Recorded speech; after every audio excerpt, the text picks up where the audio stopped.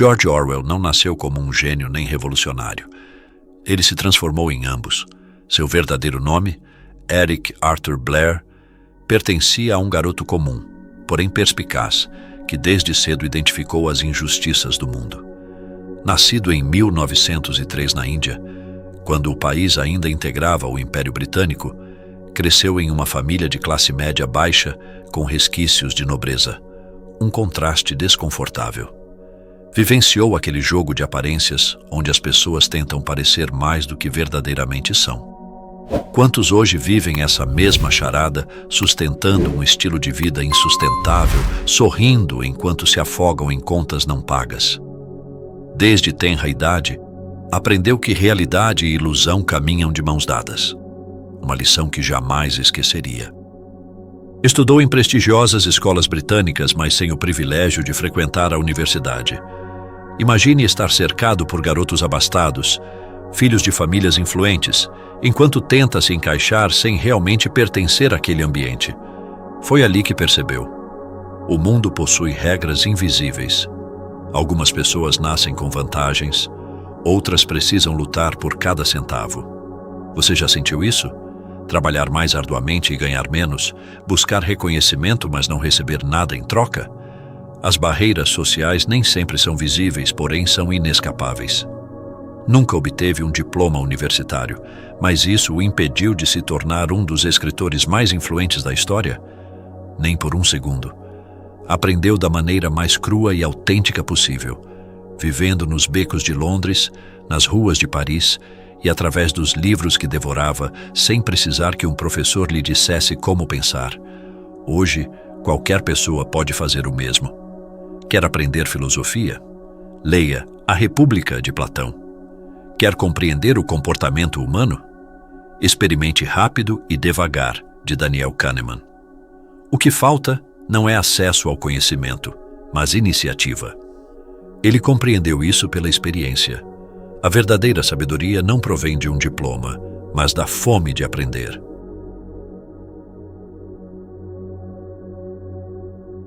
O nome George Orwell não era apenas um pseudônimo, representava um renascimento. Eric Arthur Blair era um jovem aprisionado por rótulos e limitações. Mas Orwell? Ele era um homem livre. Quantas pessoas hoje necessitam desse tipo de reinvenção? Quantas estão presas a uma identidade que já não faz sentido? Se estivesse vivo atualmente, talvez dissesse: se não gosta da sua história, escreva uma nova. E frequentemente essa mudança não depende de esperar que algo aconteça, mas de tomar uma decisão. Sua infância não foi marcada por guerras ou grandes tragédias, mas por algo ainda mais poderoso: a descoberta da hipocrisia mundial. Observou que a verdade podia ser manipulada, que o poder distorce fatos e que nem tudo é como aparenta ser. Esta percepção tornou-se o alicerce de tudo que posteriormente escreveria: um olhar aguçado para a realidade, uma mente questionadora e um espírito que jamais aceitaria mentiras como resposta. Este foi apenas o começo de alguém que mudaria para sempre nossa visão do mundo. Após deixar a escola, fez algo que parece impensável para aqueles que conhecem seu legado. Tornou-se parte do próprio sistema que mais tarde criticaria. Ingressou no Serviço Imperial Britânico como oficial da Polícia Colonial em Myanmar, no Sudeste Asiático. A ironia. Logo percebeu que não pertencia àquele lugar. Imagine dedicar sua vida a um trabalho apenas para descobrir que ele contradiz tudo em que você acredita. Testemunhou a brutalidade do colonialismo em primeira mão, o medo nos olhos dos nativos e o desdém nas faces dos ingleses. Quantos hoje vivenciam algo semelhante, trabalhando em empregos que detestam, sentindo-se parte de um sistema que oprime em vez de construir? Esta experiência deixou uma marca profunda. Ele percebeu que o poder corrompe não apenas governantes, mas qualquer pessoa que se submete sem questionar. Viu a desumanização acontecendo diante de seus olhos e, pior, compreendeu que fazia parte dela. A culpa o consumiu. Como alguém que enxergava a verdade poderia continuar fingindo? Não podia. Então fez o impensável. Renunciou ao seu posto e abandonou o império que servia. Era hora de ver o outro lado. Trocar seu uniforme por roupas gastas não foi fácil. decidiu imergir na realidade dos esquecidos. Trabalhou como lavador de pratos em Paris, vagou por Londres, dormiu em albergues imundos e sobreviveu com migalhas. Tudo para compreender em primeira mão o que significava ser um dos invisíveis.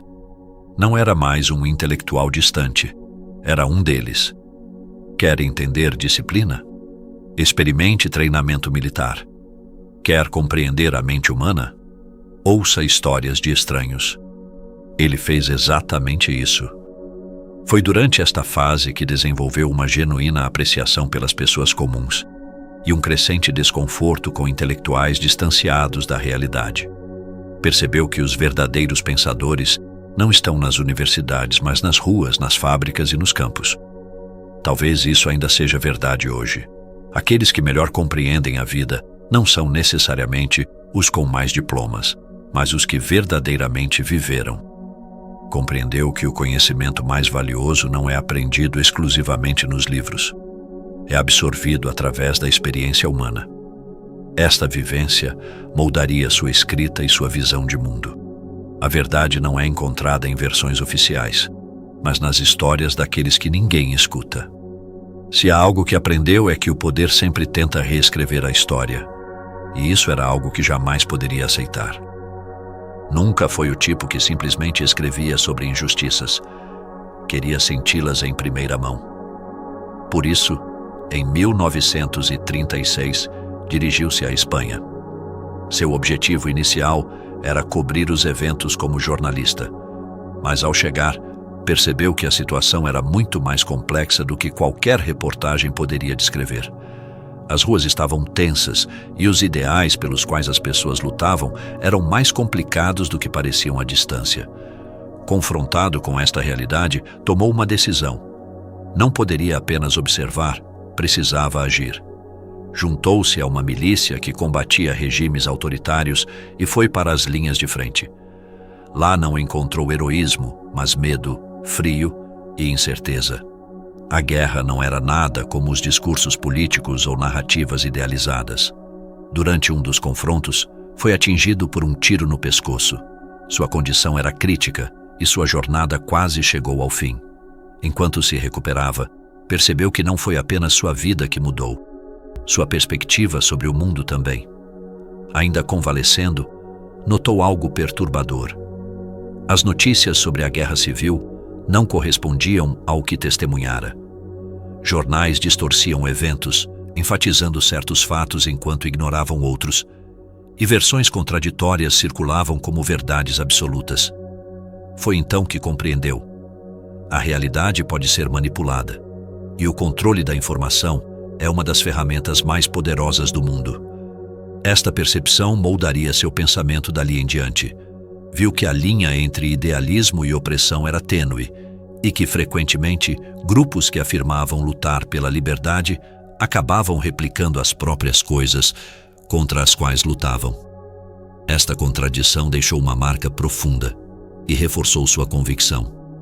A verdade não pode ser ajustada para servir interesses. Retornou para casa com uma nova missão: usar sua escrita para revelar o que tantos insistiam em ocultar. A guerra na Espanha não foi apenas um evento isolado, foi a centelha que acendeu sua luta contra a manipulação da informação. A partir de então, seus livros não seriam apenas relatos, seriam advertências sobre os perigos que testemunhara de perto. Para ele, a literatura tornou-se uma ferramenta essencial de resistência.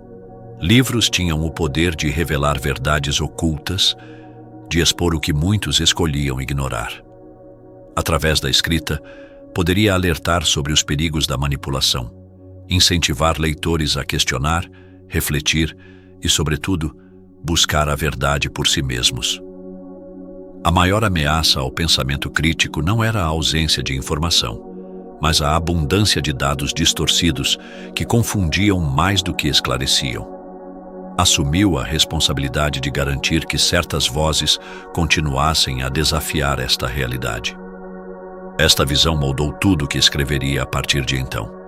Mais do que contar histórias, queria provocar desconforto, despertar o pensamento crítico e romper com a complacência. Com este propósito, começou a trabalhar em uma de suas obras mais marcantes.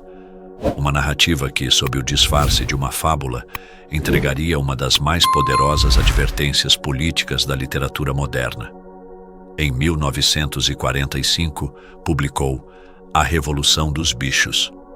O enredo: um grupo de animais expulsa os humanos da fazenda e promete construir uma nova sociedade baseada na igualdade. Contudo, com o passar do tempo, os líderes da revolta adotam posturas cada vez mais autoritárias, tornando-se tão opressores quanto aqueles que haviam derrotado. Esta narrativa não era apenas uma crítica ao passado.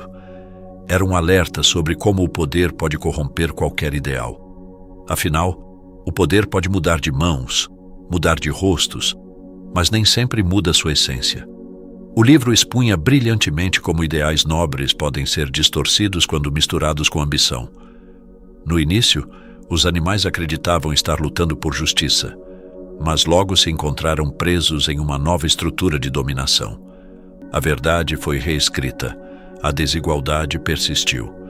Frases icônicas como "todos os animais são iguais, mas alguns são mais iguais que outros", expõem a hipocrisia daqueles que chegam ao topo e criam suas próprias regras.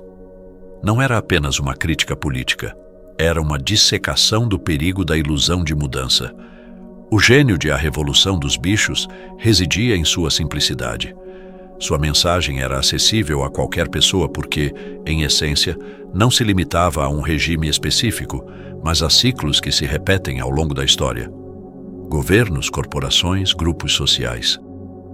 Sempre que existe uma estrutura de poder, há o risco de que aqueles que a controlam moldem a realidade para benefício próprio. É por isso que a obra permanece relevante até hoje. Ela nos lembra que a questão não é apenas o que mudará, mas quem verdadeiramente se beneficiará dessa mudança. O sucesso foi imediato, mas também gerou controvérsia. Muitos tentaram interpretá-la como um ataque a um único grupo político. Mas a crítica era mais ampla. Não importava qual lado estivesse no comando, sempre haveria o risco de que a busca pela igualdade pudesse ser usada como justificativa para novas formas de controle. O problema não era a revolução em si, mas o que aqueles que assumiam o poder faziam com ela. Esta ideia prepararia o terreno para sua obra mais sombria, aquela que redefiniria para sempre nossa visão do futuro. Foi neste contexto, em meio a uma tempestade de desafios, que 1984 nasceu. Havia perdido sua esposa, estava lutando contra a tuberculose e sabia que não lhe restava muito tempo. Mesmo debilitado, dedicou-se obsessivamente ao livro, sentindo que sua mensagem precisava ser ouvida. Quando foi publicado em 1949, sua visão de mundo parecia extrema, mas com o tempo provou ser assustadoramente profética. Um universo onde a vigilância é total. A informação é manipulada e até mesmo os pensamentos podem ser considerados criminosos. Nesta distopia, o controle não se limita às leis, mas se estende à própria percepção da realidade.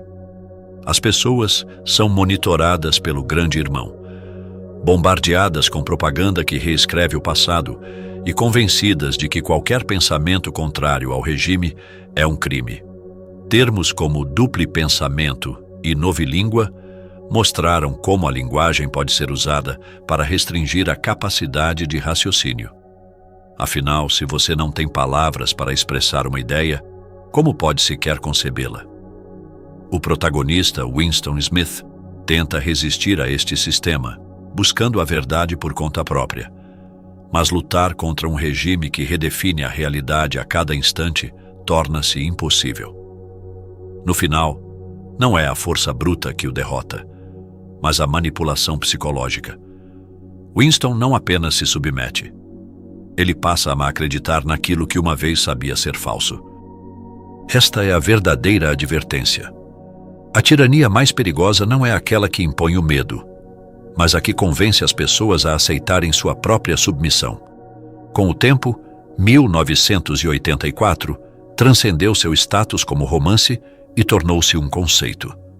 O termo orwelliano passou a descrever qualquer forma de controle excessivo sobre informação e privacidade. Isso demonstra como sua mensagem permanece atual. O livro não era apenas uma previsão distópica, era um espelho de tendências que já estavam se formando.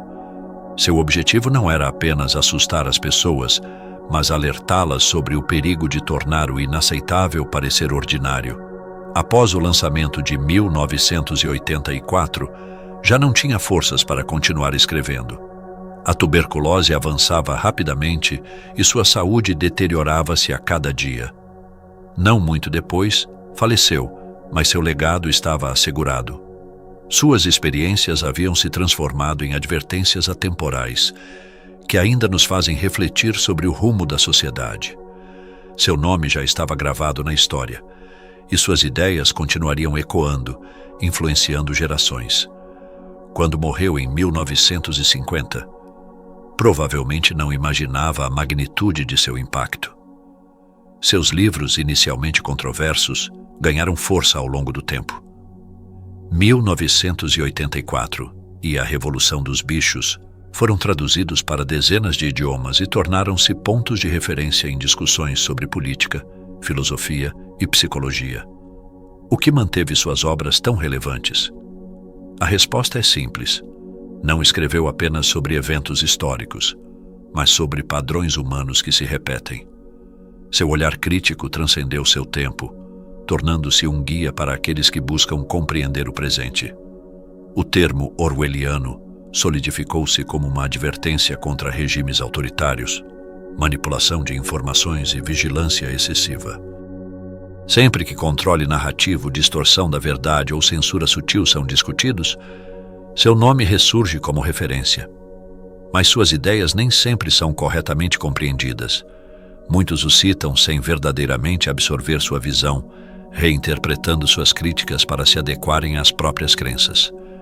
Isso mostra a complexidade de seu legado. Suas obras são tão poderosas que acabam sendo apropriadas de diferentes maneiras, tanto por aqueles que defendem a liberdade, quanto ironicamente por aqueles que buscam controle. Seus livros não eram apenas críticas a sistemas políticos, eram reflexões sobre a natureza humana. O perigo não residia somente em governos ou instituições, mas em como as pessoas se comportam diante do poder. A tirania nem sempre precisa ser imposta pela força. Frequentemente é aceita voluntariamente em nome da segurança, estabilidade ou mesmo do bem comum. Talvez por isso sua popularidade só tenha crescido. Suas ideias não pertencem a um único momento histórico. São um espelho daquilo que estamos dispostos a aceitar. Embora seja frequentemente citado como crítico do totalitarismo, nunca rejeitou a ideia de um sistema mais justo. Não era contra o socialismo, mas contra qualquer forma de controle extremo, independentemente de quem estivesse no comando. Seu objetivo não era defender um modelo econômico específico, mas questionar como o poder é exercido. Enquanto muitos tentavam rotulá-lo, a verdade era mais complexa. Acreditava que o socialismo poderia ser uma alternativa ao capitalismo, desde que não se tornasse um instrumento de dominação. Se há algo que sua obra ensina, é que a verdade jamais deve ser monopólio de um único grupo ou sistema. A busca pela verdade requer questionamento constante, não aceitação passiva. A realidade pode ser distorcida de muitas maneiras, seja através da manipulação de informações, da alteração da linguagem ou da imposição de narrativas singulares. O maior perigo não está apenas naqueles que tentam controlar a verdade, mas naqueles que a aceitam sem questionar. A liberdade começa no pensamento. Se abrirmos mão disso, não importará quem esteja no comando. Estaremos sempre vulneráveis a qualquer narrativa que nos convença de que pensar diferente é um erro. Se você não buscar sua própria verdade, alguém a imporá sobre você. Obrigado por assistir. Se este conteúdo te fez refletir, inscreva-se no canal para não perder futuros episódios. Deixe sua opinião nos comentários e participe do debate. Compartilhe este vídeo. Ele pode ser o despertar que alguém precisa para começar a questionar e enxergar além das aparências. Até o próximo vídeo.